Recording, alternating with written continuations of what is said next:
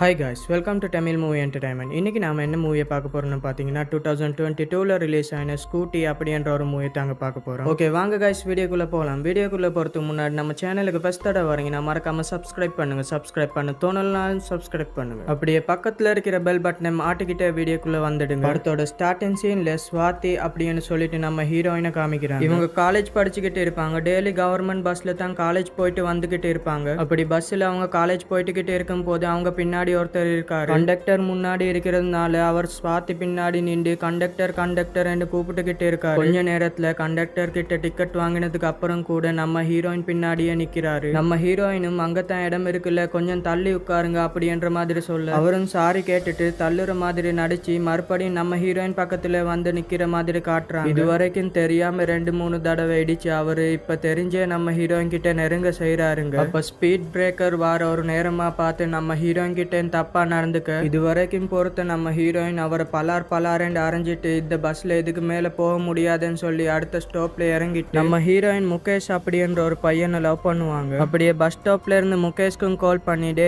பஸ்ல வந்து செம்ம என்சையா இருக்குதுடா, ஒரு நாள் 2 நாள்னா பரவாயில்ல, இந்த அங்கிள்ஸ் வழி இருக்கானுங்களே வீட்டுல அவனுங்களுக்கு பொண்டாட்டி இல்லையா, சனியம் பிடிச்சவனுங்க, காலையில இதே வேலையா வச்சிருக்கானுங்க, சனியம் பிடிச்சவனுங்க, ஃப்ரீயா இருந்தா என்ன கூட்டிக்கிட்டு போடா அப்படின்ற மாதிரி கேக்குறாங்க. நான் ஆல்ரெடி கிளாஸ்க்குள்ள இருக்கேன், இந்த டாக்ஸி பைக் மாதிரி இருக்கும்ல அந்த பைக் போட்டு வந்துடு அப்படின்ற மாதிரி அவரும் போனை வைக்க இப்ப நம்ம ஹீரோயின் ஆப்ல இருந்து ஒரு பைக்கையும் புக் பண்றாங்க. பைக்கும் இப்ப வருதுங்க. வரும்போதே அந்த ஆப்ல வேற ஒரு நம்பர் காமிக்குது. ஆனா அங்க வரதும் வேற ஒரு நம்பர் பிளேட்ல இருக்கிற பைக்குங்க. என்னன்னா வேற நம்பர் காமிக்குது, அது பழைய வண்டிமா இது புது வண்டிமா. சரி ஓகே, நீயா இந்த வண்டியில ஏற போற? ஆமா, ஏன் ஏறக்கூடாது? இல்ல பொண்ணுங்க எல்லாம் பசங்க கூட பைக் டாக்ஸில வருவீங்களா? சரி ஹெல்மெட்டை போட்டு உட்காரு அப்படின்னு சொல்லிட்டு இப்போ ஓடிபி எல்லாம் வாங்கிக்கிட்டு அவர் அங்கிருந்து மெல்ல கிளம்ப. என்னமா டபுள் சைட் காலை போட்டு உட்கார்ற பொண்ணுங்கன்னா அடுக்கொடுக்கமா இருக்கணும், அதுக்கப்புறம் ஸ்பீட் பிரேக்கர் போட்ட அது போட்ட இது போட்டேன்னு சொல்லக்கூடாது, எல்லாம் எங்களுக்கு தெரியும், நீங்க மூடிக்கிட்டு வண்டி எடுங்க அப்படின்ற மாதிரி ஹீரோயின் சொல்றாங்க. இப்ப போற வழியிலே அவரு வேணும்னு 4-5 வாட்டி பிரேக் அடிக்கிறாரு. என்னன்னா பண்றீங்க அப்படின்ற மாதிரி ஹீரோயின் கேட்க அதான் அப்போவே சொன்ன ஒரு சைட் கால் போட்டு உட்காருண்டு, நீ தான் 2 சைட் கால் போட்டு உட்கார்ந்து என்ன குத்தம் சொன்னா நான் என்ன செய்ய அப்படின்ற மாதிரி அவர் திமுறா பேச ஹீரோயினுக்கு பயங்கரமா கோவம் வருதுங்க. அந்த பைக் காரனை போட்டு நடு ரோட்ல அடின்னு அடிச்சு அந்த பைக்கை நிப்பாட்ட சொல்லிடுறாங்க. அந்த பைக் காரனும் வண்டியை நிப்பாட்டி ஹெல்மெட்டை வாங்கிக்கிட்டு இந்த மாதிரி ஒரு கேவலமான பொண்ணு கூட வந்ததுக்கு நான் தான் அசிங்கப்படணும், ஒரு பொண்ணுன்னா இப்படித்தான் 2 பக்கம் கால் போட்டு உட்காருவியா, பொண்ணா இது அப்படின்ற மாதிரி ரொம்பவும் தப்பா பேசுறாரு. நம்ம ஹீரோயினும் அந்த இடத்துல இருந்து ரொம்பவும் கோவமா கிளம்புறாங்க. அப்படியே ஒரு வேலையில தான் நம்ம ஹீரோயின் ஒரு ஸ்கூட்டி வாங்க நினைக்கிறாங்க. நம்ம ஹீரோயினுக்கு ஒரு ஸ்கூட்டி வாங்குறது ஆசை மட்டும் இல்லைங்க, அவங்களுக்கு அத்தியாவசியமா இருக்குதுங்க. அதுக்காக இந்த ஸ்கூட்டி கடைக்கு வந்து என்ன வேலை அப்படின்ற மாதிரி கேட்க அவங்க ஒரு பெரிய அமௌண்ட்டை சொல்லுறாங்க. நம்ம ஹீரோயினோட குடும்பம் மேல இருக்கிறதுனால அவங்களால அவ்வளோ பெரிய அமௌண்ட் கையில வச்சுக்கிட்டு இருக்க முடியாதுங்க.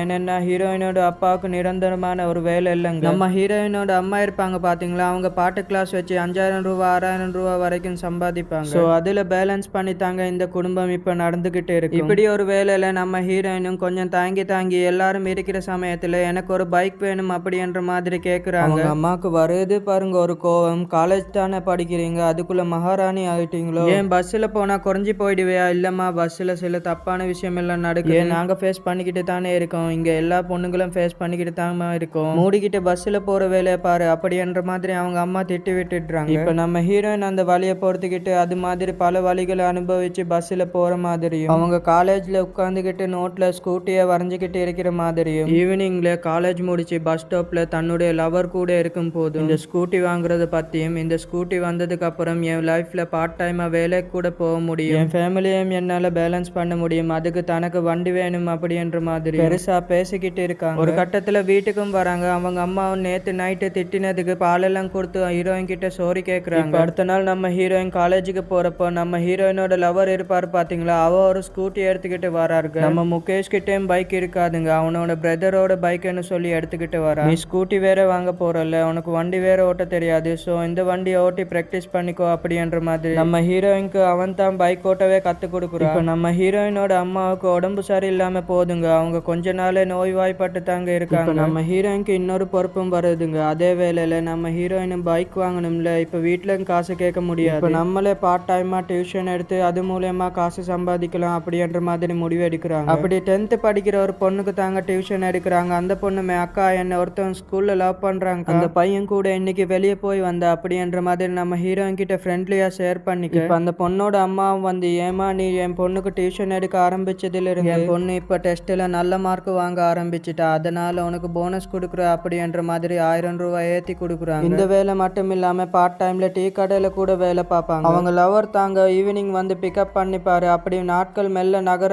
இவங்க காசு சேர்த்து வைக்கிறதுலயும் பைக் மேல இருக்கிற இன்ட்ரெஸ்டாலையும் அவங்க படிப்பு மேல இருக்கிற கான்சென்ட்ரேஷன் மிஸ் ஆகுதுங்க. ஒரு நாள் வாத்தியார் பாடம் எடுத்துக்கிட்டு இருக்க நம்ம ஹீரோயினுக்கு ஒரு கால் வருதுங்க. கீழே குனிஞ்சு பேசிக்கிட்டு இருக்காங்க. அது வாத்தியாரும் கண்டுபிடிச்சு அங்கே நம்ம ஹீரோயின் அவமானப்படுத்தி கிளாஸ்ல இருந்து வெளியே அனுப்பிடுறாரு. ஆனா நம்ம ஹீரோயின் அழுந்துகிட்டே ஒரு பஸ்ஸை பிடிச்சு ஹாஸ்பிட்டல் போய்கிட்டு இருக்காங்க. ஆக்சுவலி அவங்களுக்கு வந்த கால் அவங்க அப்பா தாங்க பண்ணிருப்பாரு. ஹீரோயினோட அம்மாவுக்கு நோய்வாய்ப்பட்டு இருக்கும்ல, அவங்களுக்கு இப்ப சீரியஸ் ஆகி ஹாஸ்பிட்டல் அட்மிட் பண்ணி வச்சிருக்காங்க அப்படின்ற மாதிரி சொல்லிருப்பாங்க. அதனால தான் நம்ம ஹீரோயின் இப்ப அடிச்சு புடிச்சு ஹாஸ்பிட்டலுக்கு வர மாதிரி காமிக்கிறாங்க. அம்மாவோட சில பகுதிகளில் கட்டிகள் வந்துகிட்டே இருக்கு, அதை ரிமூவ் பண்ணணும்னா ஆப்ரேஷன் பண்ணியே ஆகணும், இல்லைன்னா அவங்கள காப்பாத்துறது கஷ்டம் அப்படின்ற மாதிரி நம்ம ஹீரோயின் கிட்டே சொல்ல, இப்ப ஆப்ரேஷன் பண்றதுக்கு எவ்வளவு ஆகும் அப்படின்ற மாதிரி கேட்க 60,000ல இருந்து 1,00,000 வரை ஆகும் அப்படின்ற மாதிரி டாக்டர் சொல்ல, நம்ம ஹீரோயினுக்கு என்ன பண்றதுன்னே புரியலைங்க. நம்ம ஹீரோயினும் அவங்க அப்பா கிட்ட வந்து உங்ககிட்ட காசு இருக்கா அப்படின்ற மாதிரி கேக்குறாங்க. நம்ம ஹீரோயினோட அப்பாக்கும் நிரந்தரமான ஒரு வேலை இல்லாதனால யாரும் கடனும் கொடுக்க மாட்டாங்க. சோ அவர் இல்லைன்னு சொல்லிடுறாரு. நம்ம ஹீரோயினோட அப்பா அம்மா லவ் மேரேஜ் தான் பண்ணிருப்பாங்க, அதனால அவங்க கிட்ட பணம் நகைன்னு சேவிங்ஸ்ல இருக்காது. இப்ப நம்ம ஹீரோயின் பைக் வாங்குறதுக்காக டியூஷன் எடுத்து பார்ட் டைம் வேலை பார்த்து 60,000 வரைக்கும் சேர்த்து வச்சிருப்பாங்க. சோ அந்த காசை தான் அம்மா ஆப்ரேஷனுக்கு கொடுக்க வேண்டியது இருக்கு. அப்படி அந்த காசை கொடுத்து அவங்க அம்மாக்கும் சக்சஸ்ஃபுல்லா அந்த ஆப்ரேஷனை பண்ண அடுத்த நாள் காலையில இவங்க கிச்சன்ல சமைச்சுக்கிட்டு இருக்கும் போது அந்த பைக் ஷோரூம்ல இருந்து கால் வருது. மேடம் பைக் கேட்டு போனீங்களே, அந்த பைக்கோட விலை இப்ப 10,000 கம்மியா இருக்கு, எப்ப வந்து டெலிவரி அடிப்பீங்க அப்படின்ற மாதிரி கேட்க,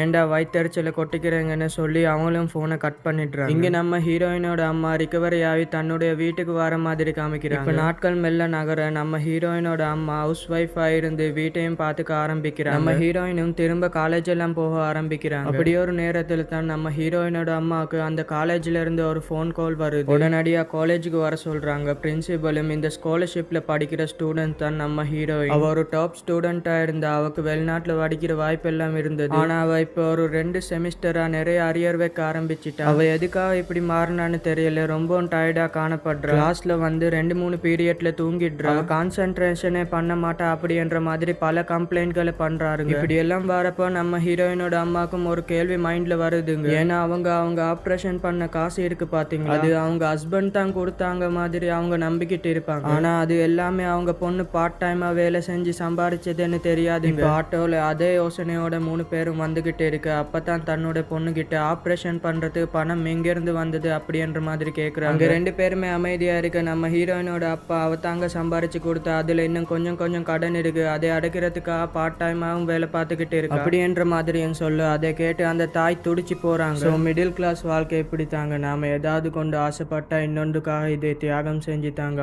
இப்ப நாட்கள் மெல்ல நகருது. இந்த மிடில் கிளாஸோட குடும்பத்தோட வாழ்க்கையும் கஷ்டத்தோட மெல்ல நகருது. நாளளவுல நம்ம ஹீரோயினோட அம்மா இந்த பாட்டு கிளாஸ் வைக்கிறது, முறுக்கு வைக்கிறது அப்படின்ற மாதிரி கொஞ்சமா காசு சேர்த்து அவங்க கல்யாணம் ஆகி கிட்டத்தட்ட 20 வருஷமா அவங்க பொண்ணுக்கு நகையை சேர்த்துக்கிட்டு வராங்க போல இருக்கு. அப்படி ஒரு நகை கடையில சீட்டு கட்டுவாங்க. அப்படி எல்லா காசையும் சீட்டு கட்டி அப்படி ஒரு 2 நெக்லஸையும் அந்த நகை கடையில இருந்து வாங்குறாங்க. அவங்களுக்கு அன்னைக்கு அப்படி ஒரு சந்தோஷங்க. இப்ப அப்படியே வீட்டுக்கும் வராங்க. வீட்டுக்கு வந்து அவங்களோட பொண்ணையும் கூப்பிடுறாங்க. இங்க வேகமா வாமா அப்படின்னு சொல்லு. நம்ம ஹீரோயின் என்னன்னு கேட்க, உங்க அப்பாவை பத்தி எனக்கு தெரியும், அவர் கல்யாணமானோன்னு நான் முடிவு பண்ணிட்டேன், அவரு கையாளாத ஆளுன்னு சொல்லி அவரால் எதுவும் சேர்க்கவும் முடியாது, எதுவும் வாங்கவும் முடியாது, அதனால தான் நான் இந்த 20 வருஷமா மெல்ல சேர்த்து உன்னோட கல்யாணத்துக்காக இந்த நகையை வாங்கினேன், இந்த நெக்லஸ் எப்படி இருக்குன்னு போட்டு பாரு. அவங்க அந்த நகையெல்லாம் போட்டு பார்க்க ஒரு கட்டத்துல நம்ம ஹீரோயின் எனக்கு கல்யாணம் பண்ண போறியாமா அப்படின்ற மாதிரி பயப்படுறாங்க. அதெல்லாம் இல்ல, நீ இந்த நகையை வச்சுக்கோ, நீ பைக்குக்காக சேர்த்த காசுல தானே என்னுடைய ஆப்ரேஷனுக்காக கொடுத்த இந்த நகையை வச்சு உன்னுடைய பைக்கை வாங்கிக்கோ அப்படின்ற மாதிரி. உன்னுடைய அம்மா மாதிரியான ஹவுஸ் ஒய்ஃபான நிறைய பெண்கள் நிறைய ஆசைகளையும் கனவுகளையும் தொலைச்சிட்டு இருக்கும், அது நீயும் இந்த சின்ன வயசுல தொலைக்க தேவையில்லை. இங்க எத்தனையோ பேர் ஆடம்பரத்துக்காக பைக்கு கேட்கறாங்க, ஆனா நீ உன்னுடைய அத்தியாவசியத்துக்காக பைக்கு கேட்கற. ரெண்டுத்துக்கும் வித்தியாசம் இருக்கு. சின்ன வயசுல இருந்தே உனக்கு ஒண்ணுமே பண்ணதில்லை, உனக்கு இதை பண்றதா நினைச்சுக்கோ அப்படின்ற மாதிரி சொல்ல நம்ம ஹீரோயினும் அங்க வியந்து போறாங்க. அப்படியே இந்த சீனை கட் பண்ணா நம்ம ஹீரோயின் ஒரு பைக்கை வாங்குற மாதிரியும் அதை அவங்க அம்மாவுக்கு காட்டி அவங்க அம்மா